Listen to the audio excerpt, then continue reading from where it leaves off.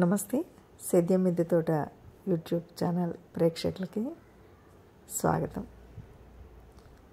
ఈరోజు fruiting plant అయినటువంటి mulberry plant మన మిద్దె తోట మీద బాగా కాత వస్తుందా రాదా అనే సందేహాలు చాలామందికి ఉంటాయి. మల్బరీ మిద్దె తోటలో కూడా చిన్న బకెట్లో హాయిగా పెంచుకోవచ్చండి. ఇంకా కొంచెం పెద్ద దాంట్లో వేసామంటే చక్కగా ఎక్కువ కాత వస్తుంది. నేనైతే నా దగ్గర 2 రకాల మల్బరీస్ ఉన్నాయి.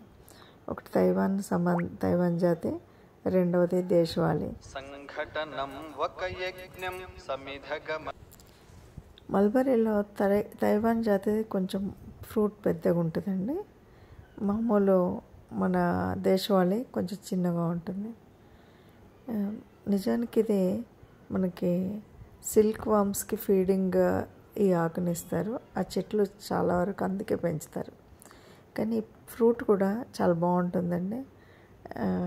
మంచి అంటే ఇది త్రూఅవుట్ ద ఇయర్ కాస్తూనే ఉంటుంది. పూత లేకుండా కాత కనిపిస్తూ ఉంటుంది.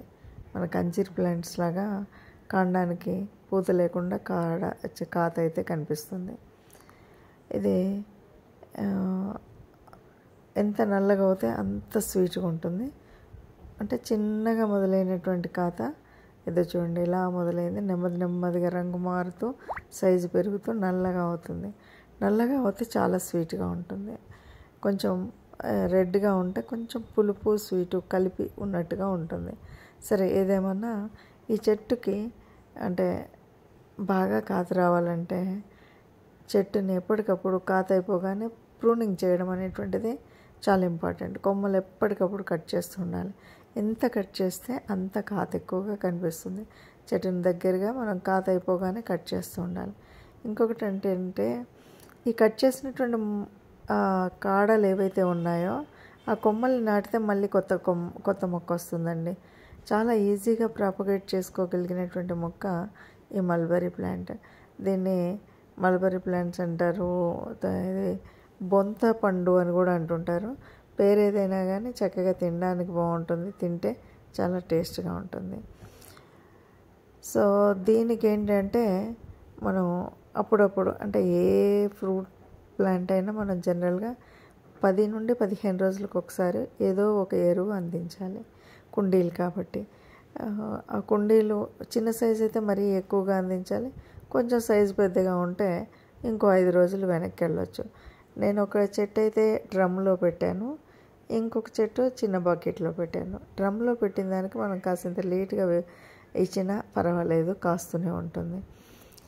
అయితే దీంట్లో మనం ఏంటంటే ఎరువు వేసేటప్పుడు పైన కొంచెం లేయర్ని మళ్ళీ తీసేసి ఎప్పటికప్పుడు సాయిల్ని ఎన్రిచ్ చేసుకోవాలి. మళ్ళీ కొత్త ప్రోటీన్స్ అవి అందాలి అంటే దానికి కావలసినటువంటి పోషకాలన్నీ కూడా మనం ఇచ్చేటువంటి ఎరువుల్లో ఉంటాయి కాబట్టి పై లేయర్లో వేసి మనం నీళ్ళు వేసుకోవాలి. అయితే మీరు కుండీలో పెట్టారా డ్రమ్లో పెట్టారా అనే దాన్ని బట్టి మనం మళ్ళీ రిపోర్టింగ్ చేయడం అనేది ఉంటుంది.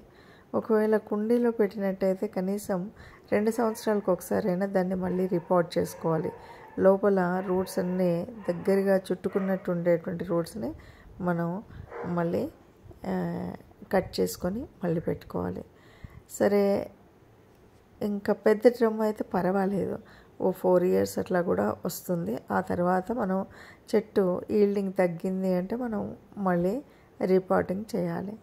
ఏదేమన్నా కాత అయిపోగానే మాత్రం ఎప్పటికప్పుడు ప్రూనింగ్ చేయాలంటే చెట్టుని దగ్గరగా కట్ చేయడం, ఆకులు అవి చక్కగా కట్ చేస్తే మనకు ఫ్రూటింగ్ అనేది చాలా ఎక్కువగా కనిపిస్తుందండి.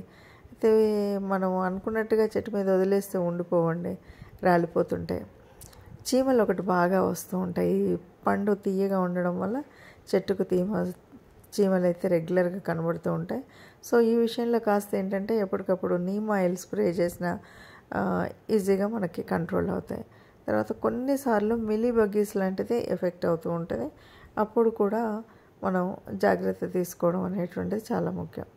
ఇక ఆకులు ఎంత కట్ చేస్తే, ఆకులు కొమ్మలు ఎంత కట్ చేస్తే మీకు కాత అంతా ఉంటుంది. ఇది చాలా ఇంపార్టెంట్. ఇక సాయిల్ దగ్గరికి వచ్చేసరికి మరీ సాయిల్లో జిగటగా ఉన్నటువంటి సాయిల్ అట్లా ఉండకుండా మనం ఎట్లాగైతే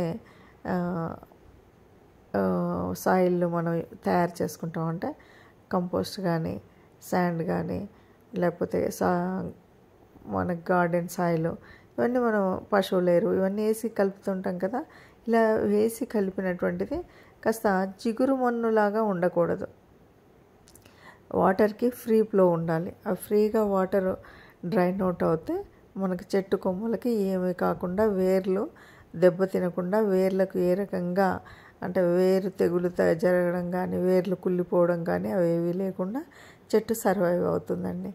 సరే, ఇది అవసరమా, కడుపు నిండే ఎన్ని పళ్ళు వస్తాయా అని అంటే నేను సమాధానం చెప్పలేను. కానీ అన్ని రకాల వెరైటీస్ మనం పెట్టుకున్నప్పుడు ఇది కూడా మన తోటలో మన దగ్గర ఉంటే అదొక ఆనందం. కాబట్టి ఇదండి, నచ్చితే లైక్ చేయండి, ఏదైనా ఉంటే కామెంట్ పెట్టండి.